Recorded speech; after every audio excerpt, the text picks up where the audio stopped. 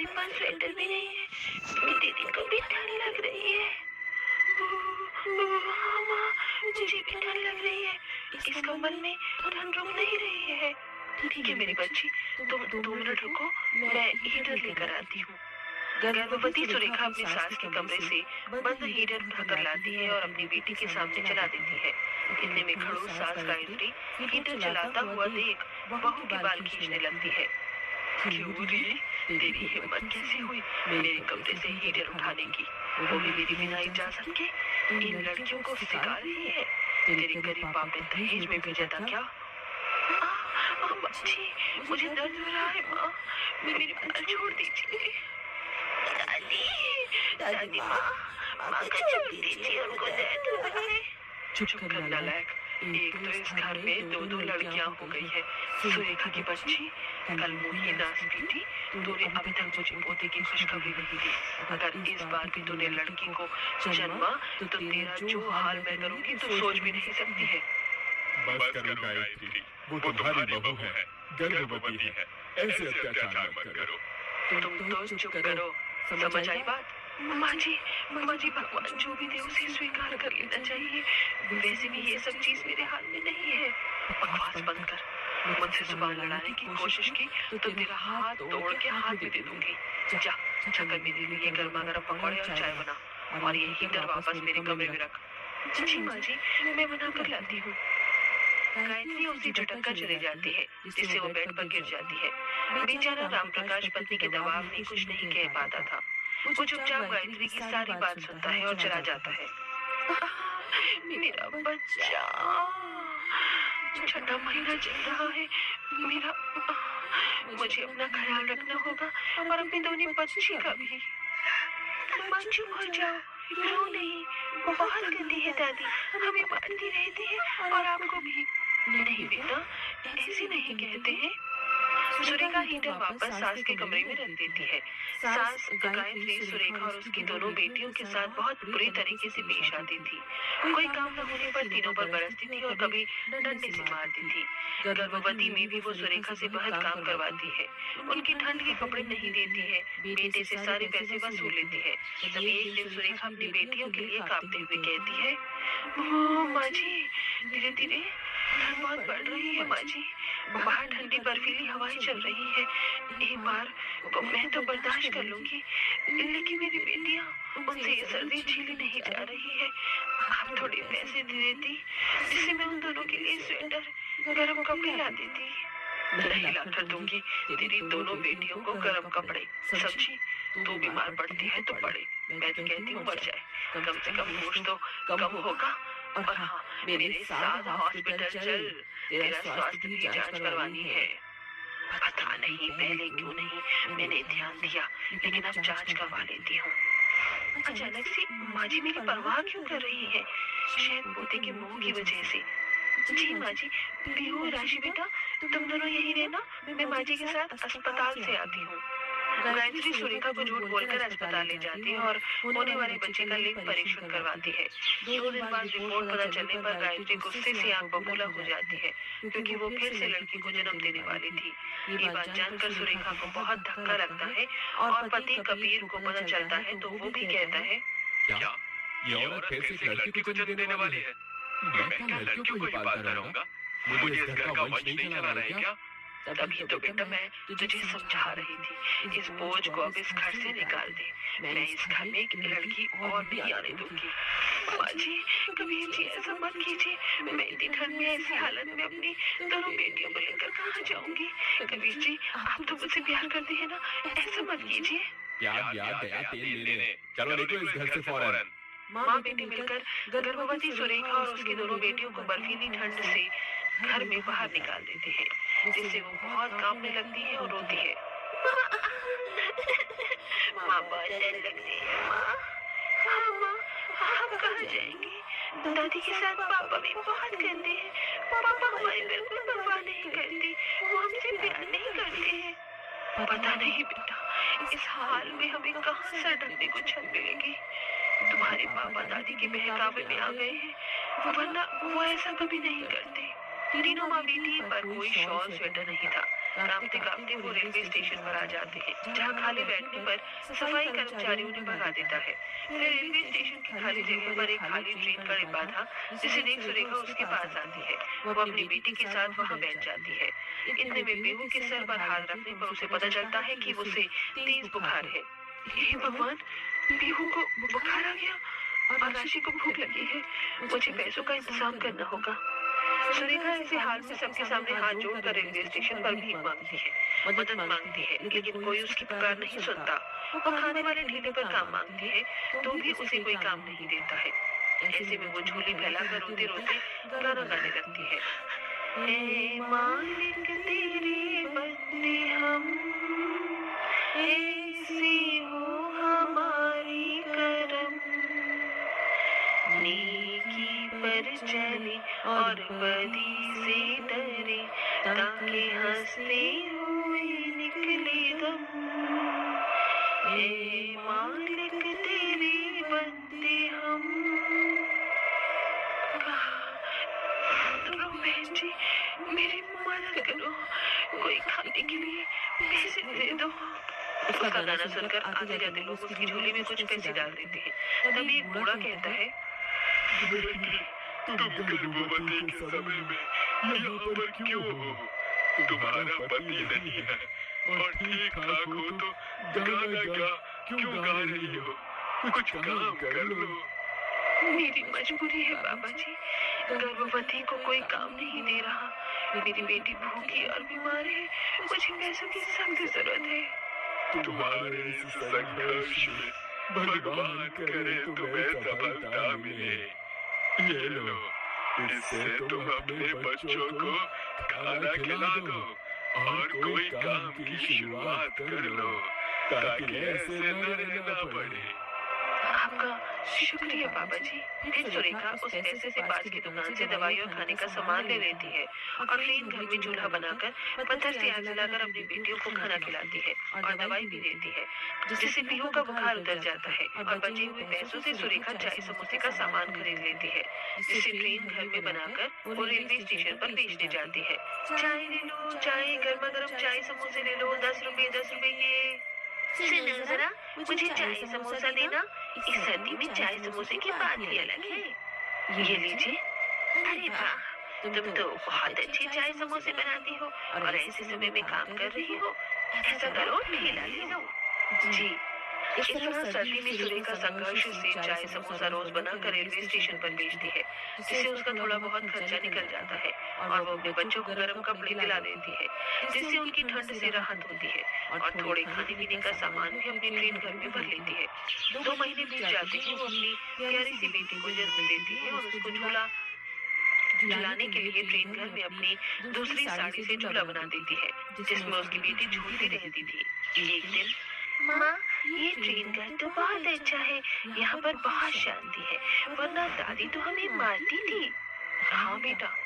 अच्छा, मैं railway station पर चाय समोसे बेचने जा रही हूँ। तुम दोनों अपनी बहन का ख्याल रखना, ठंड लगे तो ये शॉल उड़ा देना और कटोरी में दूध भी है, ठीक है?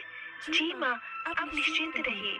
सुरेखा अपने बच्चों को छोड़कर रेलवे स्टेशन पर चाय समोसे बेचने चली जाती है। अब उस पर एक छोटा सा चाय समोसे का स्टॉल था। वहीं दूसरी ओर एक कार एक्सीडेंट में कबीर के पांव में चोट आती है, जिस बात के लिए गायत्री अपना सिर पीटती है। कल मुंह है कहीं के, इतनी चोट लगा ली, अब कमा कर कौन देगा मुझे? वैसे भी घर का काम मुझे करना पड़ रहा है, इसका मुआवजा नहीं मिला। चल दे मुझे।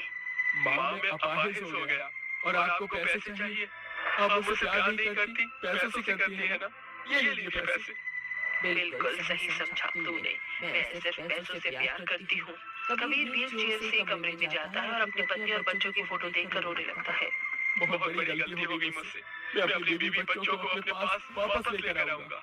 कुछ दिन गुजरते हैं। गायत्री अपाहिज बेटी को लेकर रेलवे स्टेशन पहुंचती है, जहां उसकी बहू थी। वो दोनों राम प्रकाश को लेने आए थे। वो बेटे के नाम जमीन जो करवाने गया था। इतने में कबीर को सुरेखा दिखाई देती है। वो व्हील चेयर से उतर कर गले लगाने की कोशिश करता है। इतने में सुरेखा उसे संभाल लेती है। अजी, आपकी हालत कैसे हुई? मुझे अपने कर्मों की सजा मिल रही है सुरेखा। मुझे माफ कर दो। हमारी बेटी कहाँ है? बड़ी मुश्किल हुई होगी तुम्हें इस ठंड में। माफ कर दो मुझे। कहाँ है मेरी बच्चियाँ? जी, बच्ची ट्रेन घर में है। इतने में ट्रेन से राम प्रकाश उतरता है। वहीं गायत्री भी थी। बहू मुझे माफ कर दे। आज तक मैं कुछ बोल नहीं पाया, लेकिन अब तेरी सास को इस ठंड में घर से बेघर कर दूंगा। मैंने जो प्रॉपर्टी तेरे नाम कराई है, कभी तू बहू के साथ बाहर रहने चला जा। गायत्री ने तुम दोनों के साथ बहुत बुरा किया है। नहीं पापा, माँ को कुछ मत कहो। वो माँ है, हम ऐसे ही कहीं रह लेंगे। देख लो, इतने पर भी तुम्हारा बेटा तुम्हारा पक्ष ले रहा है। माफ कर दो बेटा, मुझे माफ करो। मैंने सबको बहुत दुखी किया है, लेकिन अब बहू घर वापस आ जा, मेरी तीनों पोतियों के साथ। गायत्री के आंसू देख सुरेखा अपनी सास को गले से लगा लेती है। इसके बाद वो सब एक साथ घर लौट आते हैं और खुशी खुशी रहने लगते हैं। दोस्तों, मुसीबत का पहाड़ कितना भी टूट जाए, लेकिन अंत में सब कुछ ठीक हो जाता है। ठंड में गरीब सास की 5 बहू का एक कंबल। कितनी सर्दी हो रही है। बहू, तुम पांचों ही बैठते हो और ऐसी हालत में तो ठंड और भी ज्यादा लगती है। मेरी मानो तो तुम पांचों ही कंबल ओढ़कर लेट जाओ। घर के काम मैं देख लूंगी। न जाने मेरे लाल कब वापस आएंगे। जैसे ही दूसरे शहर की बर्फबारी कम हो जाएगी, हम सभी के पति वापस आ जाएंगे। आप ज्यादा उनकी चिंता मत करो माँ। कैसे चिंता ना करूं? यहाँ घर में सर्दी से तो पांचों की हालत खराब है।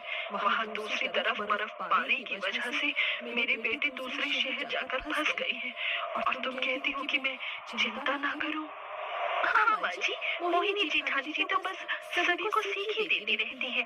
अभी मैं कंबल लेकर बैठ गई थी तो ये मुझे भी अपना भाषण सुना रही थी। ओहो, कंबल कंबल। अरे कभी सोचा है कि इस एक कंबल ने हमारे बीच कितनी फूट पैदा कर दी है? तभी मोहिनी ऐसा बोल ही रही थी कि तभी उन्हें अंदर कमरे से लड़ाई की आवाज सुनाई दी। अरे अब ये कैसी आवाजें आ रही हैं? सभी जल्दी से भागते हुए कमरे की तरफ गए। वहां पहुंचकर आशा ने देखा कि उसकी 2 बहुएं जानवर की तरह कंबल को खींच रही थी। अरे अरे, ये तुम दोनों क्या कर रही हो? You've got the best deals on delicious food. Order now.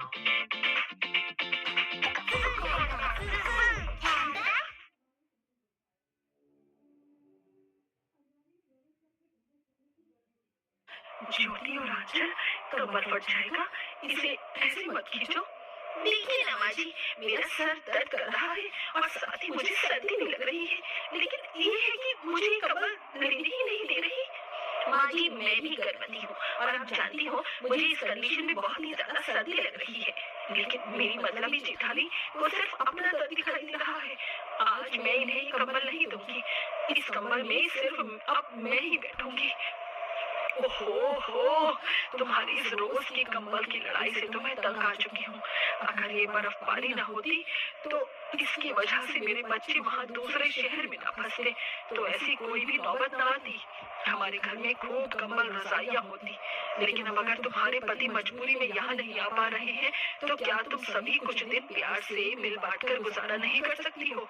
लाओ, दिखाओ इस कंबल को मुझे दो, और रात होने से पहले कोई भी इस कंबल को हाथ नहीं लगाएगा। आशा कंबल को लेकर चली गई। पांचों बहुएं ठंड में पूरा दिन यूं ही ठिठुरती रही, लेकिन ये सब लड़ाइयों से बेहतर था, और इसी तरह से रात हो गई। आ जाओ बहुओं, आज ठंड बहुत ज्यादा है, तो आज सभी सवेरे से कंबल में घुस जाओ। बिल्कुल सासू माँ।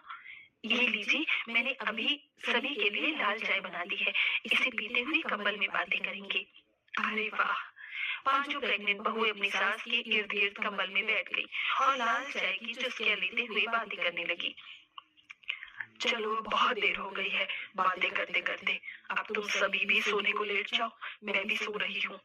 आशा अपनी बहुओं के साथ कंबल में लेट गई।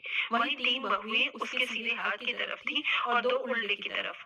बीच में सोने वाली बहुएं तो आराम से सो रही थी, लेकिन कोने वाली बहुओं को कंबल बहुत ही कम मिल रहा था। अरे, मुझे तो बड़ी सर्दी लग रही है, मेरे पास कितना कम कंबल है। अब कुछ गरमाई मिलेगी। अरे, ये अचानक से मुझे इतनी सर्दी क्यों लगने लगी? उठकर देखती हूँ। ओह, अच्छा, तो मेरी प्यारी देवरानी ने अपने नीचे इतना सारा कंबल दबाया हुआ है। अभी खींचती हूँ। हिमांशी ने अपनी तरफ को कंबल खींचा, जिसकी वजह से गौरी की आंख खुल गई। क्या कर रही हो जेठानी जी? क्या सारा कंबल आप ही ओढ़ोगी? सारा कंबल तुम अपने नीचे दबाई हुई पड़ी हो और मुझसे बोल रही हो?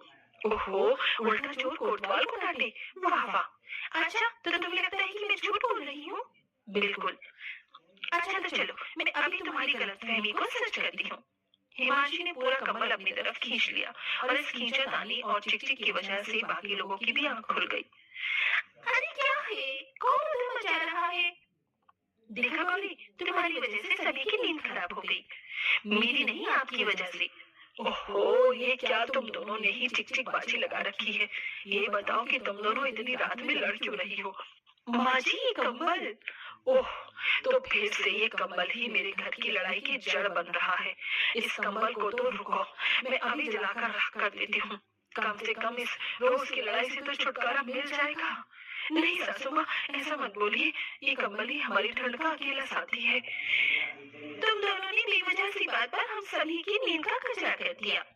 देखो बहुओं, मैं जानती हूँ कि 5 लोगों के सोने के हिसाब से ये कंबल छोटा है, लेकिन जरा सब्र करो, हम लोग नया कंबल भी ले आएंगे। न जाने कब वो दिन आएगा। इस गरीबी की वजह से हमें 2 वक्त की रोटी भी मुश्किल से नसीब होती है। ऐसे में नए कंबल के तो ख्वाब भी हमारे लिए गुनाह जैसे हैं। ऐसा मत बोल बहू, वैसे बोल तो तू सही ही रही है। हमारे तो घर में चाय भी लाल बनती है। रोजाना तुम्हारी गर्भवती हालत में तुम्हारी खिलाई पिलाई के लिए तो मेरे पास पैसे हैं नहीं। न जाने ये नया कंबल कैसे आएगा।